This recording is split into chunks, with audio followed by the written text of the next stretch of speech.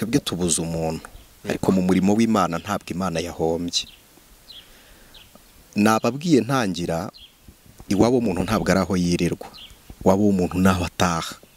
Umwana iyo yatashye iwabo ntabwo ari bwo urugo ruhomba, ahubwo urugo rwagira impungenge mu gihe ataraza kuko ashobora guhura n'abanyazi. Twebwe twatangiye kurira tucyumva iyo nkuru, turarira n'uyu munsi tukivuga kuri iyi nkuru, ariko aho ari we yatangiye guseka. Umwanya twatangiriyeho kubabara niwo mwanya yatangiriyeho kwishima. Ibyishimo bye rero bimwibagiza agahinda twebwe dufite inaha. Niba bimwibagiza agahinda dufite inaha, akabana na ba sogokuru ba Aburahamu, akabana n'abizera aho baruhukiye, ntabwo bisobanuye ko ari igihombo ku itorero rya Kristo, kuko bibaye igihombo Imana ntiyari gucyura Mose. Imana icyura Mose, Joshua hari, icyura Eliya azamuka, Elisa hari, Imana ijyana Yohana Umubatiza, Yesu yabonetse, Yesu agenda, itorero ryavutse, itorero rizagenda rishira mu isi tubana n'abizera. Genda samuratsinze icyo ngukundiye uri umuntu mugabo, urugendo rwiza kandi urugendo ruhire. Reka nizere ko ibihe byanyu bimeze neza cyane, kandi nkomeza kwihanganisha no gukomeza buri muntu wese kuri Urugendo Online TV, cyangwa se buri munyarwanda wese waba warashenguwe n'inkuru yo kubura umuvandimwe, yo kubura umwe mu bantu ngira ngo baje basana imitima y'abantu benshi cyane. Mukomeze kwihangana cyane. Rero uyu munsi nk'Urugendo Online TV hano turi mu rugo kwa nyakwigendera, hari abakozi b'Imana batandukanye baje gufata mu mugongo abasigaye. Komera cyane, Yego, no kwihangana mbona ariyo ndamukanyo, ariko nanone nirwo rugendo cyane kubizera, kuko buryo waba w'umuntu ntabwo ari aho yirirwa, waba w'umuntu naho ataha. Birumvikana ubundi gupfusha no kubura umuntu akagenda, nicyo gisobanuro cyo kumubura mu bahari, ariko aho abagiye nta rungu. Nubwo twebwe tubitekereza gutyo nyine dukurikije icyo yari amaze kuri twe. Yari se w'abana benshi, yari umushumba w'abakristo benshi, akaba inshuti y'abantu benshi, akaba papa w'umuryango, kandi muri sosiyete ni igikuba nyine nk'uko twabivuga. Ariko ubwo Imana yashimye guhamagara Mose, ntabwo abariho ari bo batazagenda. Yego, nta kundi n'ubundi. Ngira ngo nawe uri hano mu rugo ni bwa mbere uje, cyangwa wari usanzwe n'ubundi muri no minsi? Muri no minsi. Yego. Ngira ngo hari kuri social media nawe uri umwe mu bantu banyuzaho ijambo ry'Imana, cyangwa se batanga ibiganiro bigiye bitandukanye bifasha abantu. Ariko nanone nubwo turi hano, ariko hari ibiganiro biri gukorwa ndi kubona abantu batari gufataho rumwe. Ubwo ndagira ngo wenda umbwire comment yawe. Twagiye twakira abantu, ngira ngo nanjye ndi umwe mu bakoze ibiganiro bavuga ati ni ibitambo, kandi noneho n'abatanze ibyo bitambo n'ubundi ugasanga abari gutunga agatoki nabita abakozi b'Imana, hariho ngo batambye mugenzi we. Ngira ngo wenda nawe hari uburyo ubyumva. Navuga ngo ni uburyo bwo kutizera, kuko bibaye ari ibitambo, icyo Theogene yari afite cyarutaga icyo we yavamo, ko yari afite Kristo nk'umwami n'umukiza aricyo gitambo. Ntabwo nibwira ko umuntu w'umukristo atangwaho igitambo akagenda. Icyo akora bibaye muri iyo nzira bashobora gufata mu bye, ariko we ntabwo bishoboka. Ikiba cyibuke ko Imana yabwiye Satani mu gitabo cya Yobu, iramubwira ngo ndamukwemereye ariko ubugingo no.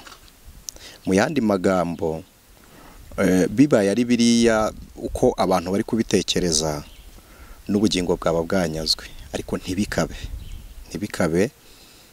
Ubwo ngira ngo niho abantu bari kubihuriza bakavuga ati, bamwe bati umugeni yatashye, nibyo bitewe n'ibikorwa yakoze n'imirimo myiza yakoze. Abandi bati yatambwe, kandi watambwe sinzi nimba yaba umugeni. Yego, byerure, nta mpamvu yo kubinyura ku ruhande. Ubundi iyo umuntu yishwe na Satani aba atagira ubugingo buzima. niyo umuntu abaye igitambo gishobora kugenda jiste muri Illuminati, uretse ko n'abantu bari kubivuga banyura ku ruhande, hari nabo nagiye mbona mu makomenti bavuga ngo muburire ngo aniseti ngo ave ngo kuri urwo ruhimbi ngo bamuhaye ibitambo. Reka mbabwire ko ayo macacizi bari gutunga urutoki ndi umwe mu bayakandagiyeho bwa mbere yaba. no kuvuga ngo bari buvuga ko umuntu wese ugeze kuri kara gatuti ngo umushumba ngo wagiye utanga ngo amasaha, uretse isaha si igihango cyatuma umuntu agutanga, ahubwo igihango ni ikintu kiva amaraso cyaba nk'inka. Umuntu yakugabiye burya muba munywanye, no mu muco nyarwanda niko bivuga. Bene uwo muntu ashobora kuba yagutanga bigashoboka, kuko nta muntu utanga umuntu batagirana isano, ntago bikunda mu bitambo ntibyemera. Ni nayo mpamvu Imana yatanze Kristo. Yari afitanye ihuriro n'Imana, ahandi rero ntibishoboka. Babaye ari abo batanga naba narapfuye mbere, sibyo? Kuko ayo macaci mbabwiye ndi hano Aniseti niyo mugabo abantu benshi turaziranye kuri social media, turaziranye abantu, ayo macaci menshi bari gutunga urutoki nge nayakandagiyeho mbere yaba ngaba. Rero nakabaye kuba narapfuye mbere, ariko kandi nanjye nzapfa, ariko sinzishwa no kuyakandagiraho. Icyo ntemerana n'aba bantu ni ukuvuga ngo ni igitambo cyatanzwe, baba bashumba baba n'ahandi, oya bibaye ari igitambo ubugingo ntibuhari. Ariko niba waragiye ukurikirana ubuhamya bwa famiye, Imana yari yabivuzeho mbere. Niba Imana ivuze ngo ngiye gucyura umugeni, wayo umugereranya n'uwishingiye, kandi Imana yaragaragaje mariage, isezerano ry'umugeni rirahari, umugeni aratashye deja, ntabwo ari niyo nshuti Theogene wenyine, hari na mwene data Donati nawe, Imana imwakire, Imana imuhiruhuko ridashira. Kandi nawe yagiye avugana natwe hano hakurya hari ahantu bita igiti ya Byumba, tugeze tubanayo mu masengesho ya ninjoro kuri paruwasi, ko yakundaga no kuhayobora icyumba cyaho cy'igiti kuri ADPR. We yarababwiye ngo sintinya no gupfa, abahari n'abahamya ngo kuko ndumva ubugingo bwejejwe. Urumva umuntu uri kugenda afite amagambo atangaza nk'uri gusezera. Rero ntabwo ibi si igitambo, kuko si bo bonyine baguye mu mpanuka, haguyemo benshi, ntabwo ari bo bakristo gusa, haguyemo n'abandi. Kandi muri no misi si bo dupfushije bonyine, twafushije abakozi b'Imana benshi. Ariko kandi nawe uri umuhinzi uhashima kujya mu murimo ugakuramo icyeza. Gusarura icyeze ni uburenganzira bw'umuhinzi. Hari igihe rero ushobora ugasarura nk'ipapayi ikagwa mu biganza bakayisama, wenda akaba yapfira mu rugo cyangwa kwa muganga, ishobora no kugwa hasi ikameneka. Wenda byose ni ukuva ku giti, ni ugusarurwa, icy'ingenzi ni ukusarura. Bivuze ngo uritandukanya n'aba bari kubyita ibitambo? Ntabwo navuga ngo 100%, ahubwo miliyoni kuri 0. Juste 0 ni unité de base, urabizi kwitabara ibare yo gine nyuma ya nombre bench, nitandukanyije nabo none niteka ryose. Ibi bintu biraza gushyira abakristo cyangwa se abantu bakurikira social media mu rujijo. Turi kugira igice kimwe cy'abantu bari kuza ati ni ibitambo, tukagira n'ikindi, kuko ngira ngo maze kugira abantu benshi bampamagaye bambwira ati tabo bana muri guha mikoro bakabeshya abantu, bari kwangiza umurimo w'Imana, bari kubeshyira Imana. Ese ubundi nubwo wenda naba nkugoyeho, bibaye igitambo cyaba ari iki?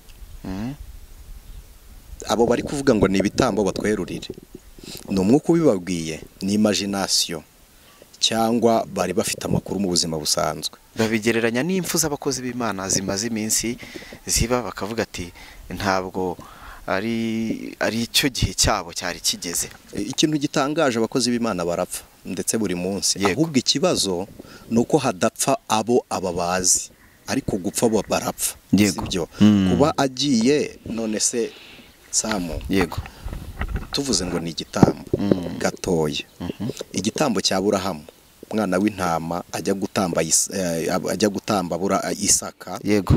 Kuki Imana itemeye Isaka? Cyari igitambo cy'umuntu, Imana yishakira igitambo cye, sibyo? Hanyuma yishakira igitambo cyayo umwana w'intama, araboneka. Uretse n'icyo, Gorigota twabonye igitambo. Niyo nshuti Theogene ubutumwa yabwirizaga bwari ubutumwa bwa Kristo bwiteguza bari mu isi kumva impanda ya Kristo no gutahana n'abera. Abaye iki gitambo ni ukuvuga ko icya Kristo ntacyo cyaba kimaze kuri we, ntacyo cyaba cyarakoze. Ariko ubwo mu mwemera nk'umukozi w'Imana, ndagira ngo mbabaze niba koko muri abakristo mukaba mwizera, reka mbaze n'uyu muntu wavuze ko ari igitambo, n'umuntu wamaze kugira urujijo ku bw'iki kintu avuga ngo ni igitambo, bibaye ari igitambo, Kristo wo muri Niyonshuti Theogene of course ko yaba yatsinzwe, sibyo? Siko byumvikana, ariko se mukurikije Imana yo muri we, niba koko muri kubivugishwa n'agahinda, niba ari uburyo bwo gutaka, mukurikije Imana yo muri we, murumva Satani amufiteho uruhare mu by'ukuri? None se wemeye ko Satani amufiteho uruhare, kwizera ko muri we kwaba kumaze iki? Hanyuma se kwizera kwawe wizera imirimo Imana yamukoresheje yo yabimaze iki? Uretse no kuba mu igitambo, ndahamya ndashidikanya ko Niyonshuti Theogene n'imodokari yamennyemo amaraso yamenekamo, ndahamya ko na Satani adafite ubushobozi bwo kwikorera ibati ryaguye amaraso ye, kuko amaraso y'umukiranutsi agira imbaraga nk'iz'umukiranutsi, sibyo? Amaraso y'umukiranutsi nibwo bugingo, nibwo buzima, niyo mibereho. Imana yakuyemo umuntu wayo, hanyuma uwacu w'umubiri tuzamutabariza jiste no kumushyingura, ariko mu by'ukuri ntabwo Satani yadutwaye umuntu, nta gitambo cyabonetse hariya. Bonetse ngira ngo mu murimo w'Imana no muri sosiyete duhombye iki? Muraza kumbabarira,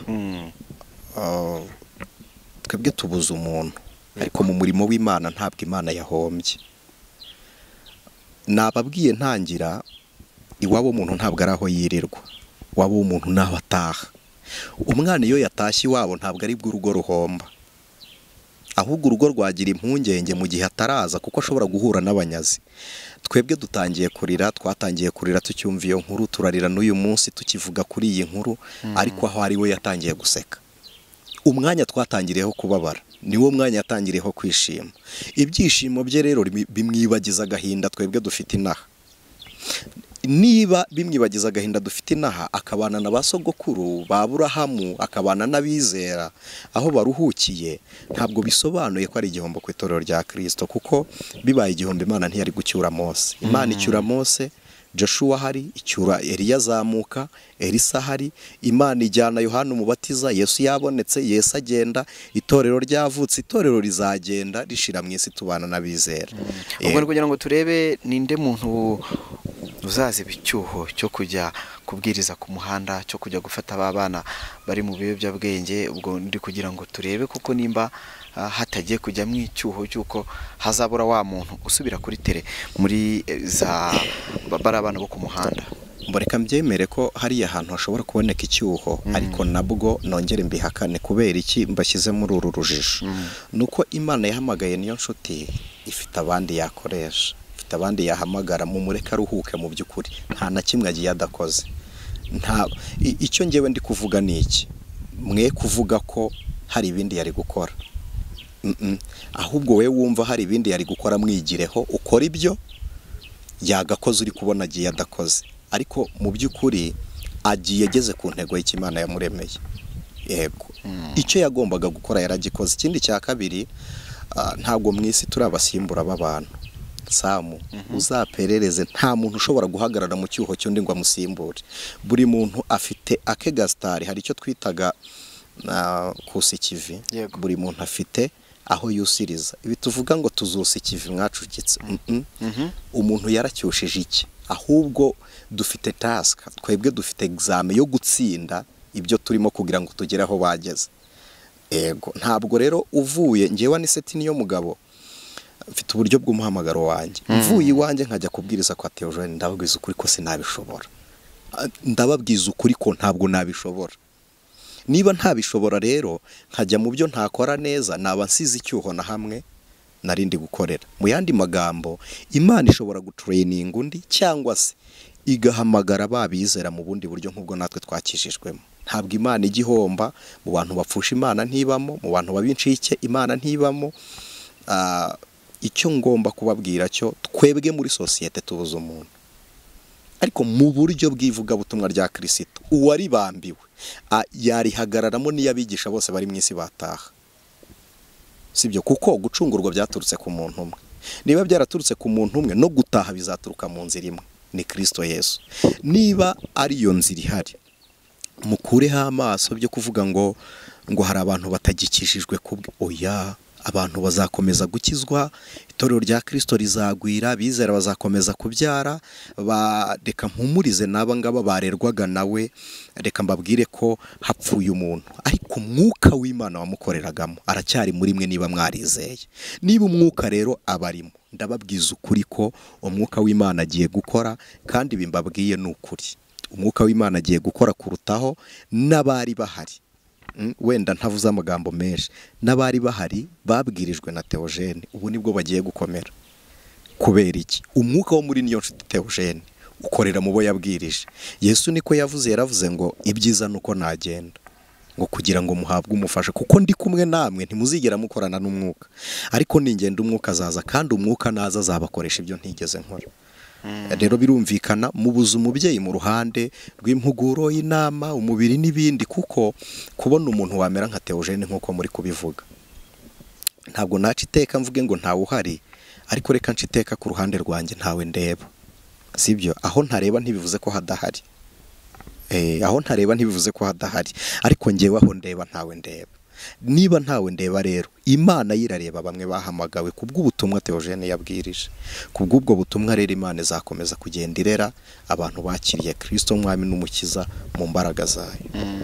Reka tugushimire, urakoze cyane ku mpanuro utanze ndetse no ku ijambo ryiza rihumuriza abantu muri ibi bihe barimo. Imana iguha umugisha cyane, kandi nawe gukomeze ku murimo wayo. Amen. Urakoze cyane. Genda samura tsinze icyo ngukundiye uri umuntu mugabo, urugendo rwiza kandi urugendo ruhire.